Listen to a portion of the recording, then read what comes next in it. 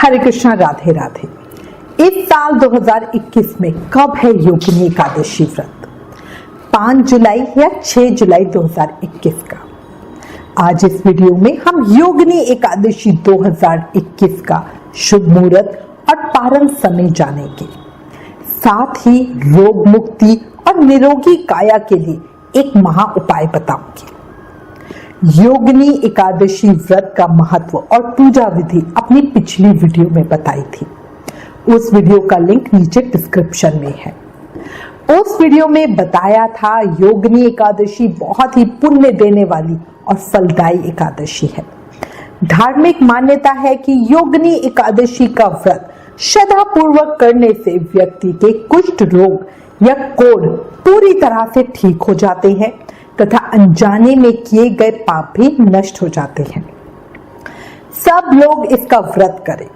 जो व्रत नहीं कर सकते वो भी भगवान विष्णु और पीपल वृक्ष की पूजा जरूर करें। तुलसी महारानी की पूजा करें। इस दिन तुलसी महारानी को जल अर्पित नहीं किया जाता क्योंकि वो भी व्रती होती है। आप तुलसी महारानी के सामने दीप प्रज्वलित कर सकते हो, उनकी आरती प्रार्थना स्तुति कर सकते हो। एकादशी पर तुलसी तोड़ते भी नहीं है। एकादशी व्रत की कथा जरूर सुने, ज्यादा से ज्यादा नाम जाप करें। इस दिन व्रत रखने से 88,000 ब्राह्मणों को भोजन कराने जितना फल मिलता है। साथ ही हमें किसी भी श्राप से मुक्ति भी मिलती है। अब देखो, ये तो पता है कि योगिनी एकादशी हर साल आषाढ़ कृष्ण पक्ष की एकादशी तिथि को आती है। इस साल 2021 में व्रत कब रखें, इस विषय पे कुछ लोगों को बहुत कंफ्यूजन है। तो अब सबसे पहले चर्चा करते हैं कि व्रत कब रखें। सोमवार 5 जुलाई को या मंगलवार 6 जुलाई को। सबसे पहले आपको एकादशी तिथि का समय बताती हूँ।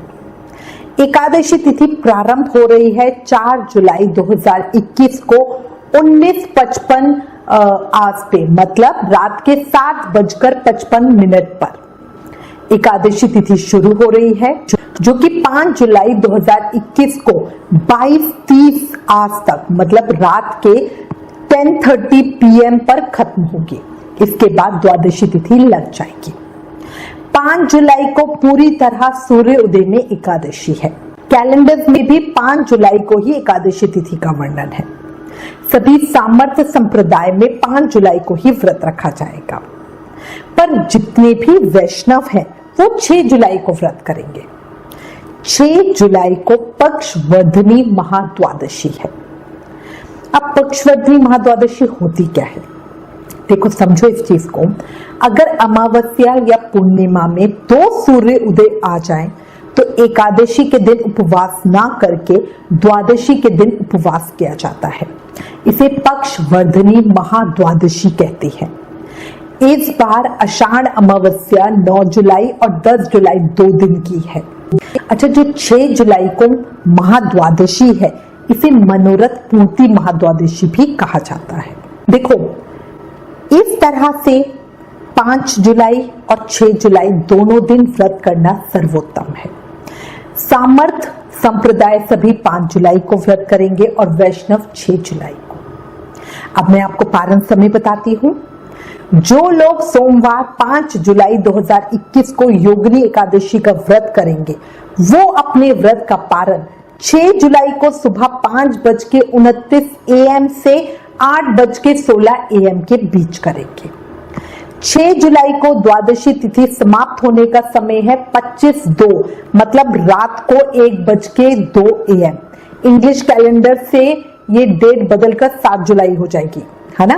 जो लोग मंगलवार 6 जुलाई 2021 को पक्षवर्धिनी महाद्वादशी योग में एकादशी व्रत का पालन करेंगे, वो अपने व्रत का पारण 7 जुलाई को सुबह 5:29 AM से 10:07 AM के बीच करेंगे। अब कई लोग यहाँ पे प्रश्न करेंगे कि हमने अपनी पिछली वीडियोस में ये बताया है कि द्वादशी तिथि के भीतर व्रत का पारण ना करना पाप करने के समान होता है, और अब जब हम अपने 7 जुलाई को व्रत का पारण कर रहे हैं तो द्वादशी तिथि तो खत्म हो चुकी है। पर देखो, हम त्रयोदशी तिथि में व्रत का पारण सूर्योदय में कर रहे हैं। वो इसलिए क्योंकि हम महाद्वादशी योग में उपवास कर रहे हैं। और महाद्वादशी योग में उपवास करने से एकादशी व्रत से भी सहस्त्र गुना ज्यादा फल का लाभ मिलता है। ये ठीक है कि शास्त्रों में इन सब व्रतों के बहुत प्रकार के फल बताए गए हैं, पर जो शुद्ध भक्तगण होते हैं वो अपनी इंद्रियों की इच्छा पूर्ति की इच्छा ना करके श्री कृष्ण की प्रसन्नता के लिए, श्री कृष्ण की इच्छा को पूरा करने के लिए, शुद्ध भक्ति के प्रेम फल की प्राप्ति के लिए व्रत करते हैं। इसलिए जो हमारे शास्त्रों में 8 महाद्वादशी व्रत बताए गए हैं, उन स्थिति के होने पर जो भी शुद्ध भक्तगण होते हैं वो एकादशी व्रत का उपवास ना करके इन महाद्वादशी व्रत का ही पालन करते हैं। हमारे शास्त्रों में 8 प्रकार के महाद्वादशी व्रत बताए गए हैं। महाद्वादशी का व्रत करने से ही एकादशी का सही व्रत होता है और भगवान श्री हरि विष्णु प्रसन्न होते हैं। 7 जुलाई 2021 बुधवार को बुध प्रदोष व्रत रखा जाएगा। अमावस्या तिथि 9 जुलाई 2021 को सुबह 5:16 AM से शुरू होकर 10 जुलाई को सुबह 6:46 AM तक रहेगी। इस तरह अमावस्या तिथि में 2 सूर्योदय होंगे। अमावस्या के पितृ कार्य हम 9 जुलाई को करेंगे। कई जगह अमावस्या स्नान पिंडदान आदि कार्य 10 जुलाई को होंगे, जो कि पूरी तरह सही है। राधा रमन जी मंदिर वृंदावन इस्कॉन में 6 जुलाई को एकादशी व्रत का पालन होगा। खाटू श्याम जी मंदिर सीकर में और बांके बिहारी जी मंदिर वृंदावन में 5 जुलाई को एकादशी व्रत किया जाएगा। अब ये तो हो गई समय के साथ पूरी चर्चा। अब भी है ना, कुछ लोगों को कंफ्यूजन होगी, क्या करें क्या ना करें। तो देखो, उत्तर एक लाइन में दूंगी और कहूंगी, ये गणना समझने की आपको बिल्कुल जरूरत नहीं है। पहले भी बता चुकी हूं, जिसको फॉलो करते हो उसके अनुसार व्रत कर लो। अगर हमें फॉलो करते हो तो हमारे परिवार में 6 जुलाई मंगलवार को व्रत रखा जाएगा। जो भक्तगण भगवान की प्रसन्नता के लिए व्रत करते हैं और शारीरिक रूप से समर्थ हैं, उन्हें दोनों दिन व्रत करने की सलाह दी जाती है। मतलब वो 5 जुलाई को भी व्रत करेंगे और 6 जुलाई को भी व्रत करेंगे और 7 जुलाई को अपने व्रत का पालन करेंगे। अब कई लोगों के मन में ये भी प्रश्न आता है कि जब 5 जुलाई को सुबह ही एकादशी तिथि लग रही है और पूरा दिन की एकादशी है, उस दिन हम व्रत नहीं कर रहे और रात को एकादशी तिथि समाप्त हो रही है, तब अगले दिन द्वादशी में व्रत कर रहे हैं, ऐसा क्यों? क्योंकि देखो, पहले भी बता रही हूं, दोबारा कह रही हूं, ये शास्त्रों का मत है। महाद्वादशी योग में एकादशी व्रत ज्यादा फलकारी होता है। 6 जुलाई को महाद्वादशी योग है। 6 जुलाई को द्वादशी युक्त एकादशी नहीं है, नहीं, बिल्कुल नहीं। एकादशी तिथि हमारी 5 जुलाई को ही रात को खत्म हो जाएगी। तो इसलिए 6 जुलाई को जो हम व्रत कर रहे हैं वो पूरी तरह से महाद्वादशी महायोग में कर रहे हैं। अब ये तो हो गई समय की चर्चा। अब मैं आपको एक महाफलकारी उपाय बताती हूँ।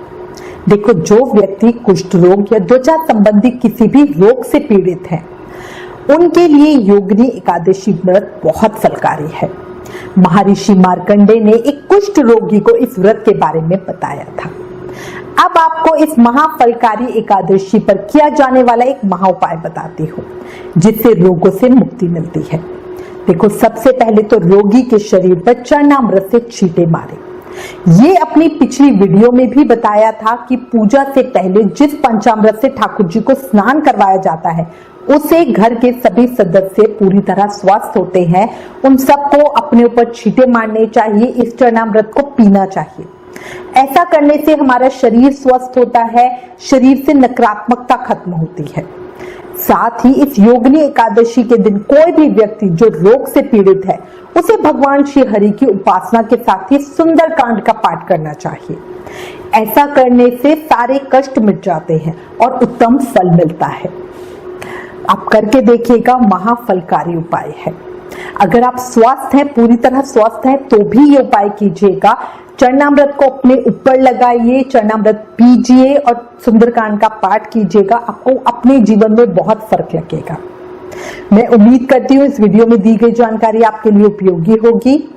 इससे रिलेटेड अगर आपके पास कोई भी कमेंट्स या सजेशन है तो प्लीज हमें लिखें। ज्ञान बांटने से बढ़ता है, इसलिए इस वीडियो को ज्यादा से ज्यादा शेयर करें। अपनी अगली वीडियो में आपको एकादशी व्रत की कथा बताऊंगी। आप हमें फेसबुक और इंस्टाग्राम पर भी जरूर फॉलो करें। Please like, share and subscribe. Thank you. Hare Krishna.